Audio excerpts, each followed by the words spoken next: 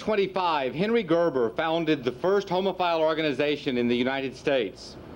In Gay American History, in memoirs, he recounts what happened.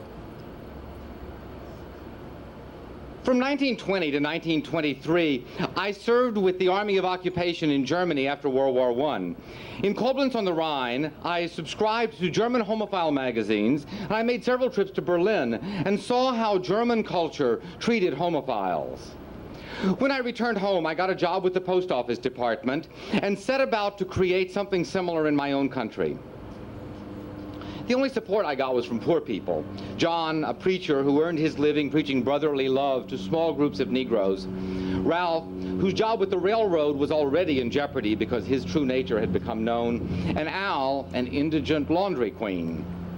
These were the national officers of the Society for Human Rights, a legally incorporated entity complete with membership rolls and newsletter. One Sunday morning about 2 a.m. there was a knock at the door. Thinking it was my landlady, I opened up. Two men rushed into the room. They identified themselves as a city detective and a newspaper reporter. The detective asked me where the boy was. Boy? What boy? He said he had orders to take me downtown. He also took my typewriter, my Notary Public diploma, all the literature of the society, as well as my personal bookkeeping accounts and my personal diaries. At the Chicago Avenue Police Court, I found John the preacher and Al the laundry queen and a young man who happened to be in Al's room at the time. We were brought before a judge. The detective triumphantly produced a powder puff, which he claimed to have found in my room. This was the sole evidence of my crime. It was entered as evidence of my effeminacy. I have never in my life used rouge or powder. A young social worker read from my journals out of context. I love Carl. The detective and the judge shuddered over such depravity. To the already prejudiced court, we were obviously guilty. We were guilty just by being homosexuals. Well, the judge hemmed and hawed, and then set bail at $1,000 for each of us. We were held in jail for 3 days, then a new judge dismissed the case.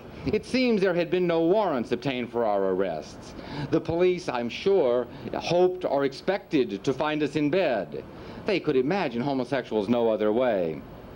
Well, the judge reprimanded the prosecution and ordered the detective to return my property to me. I got my typewriter back, but the rest of it, my literature, the notes of the society, and my diaries were turned over to the postal inspectors.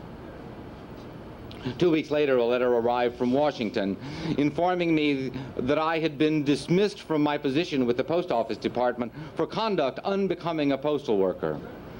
Well, with no jobs and no income, there was no way I could continue. That definitely was the end of the Society for Human Rights, Incorporated.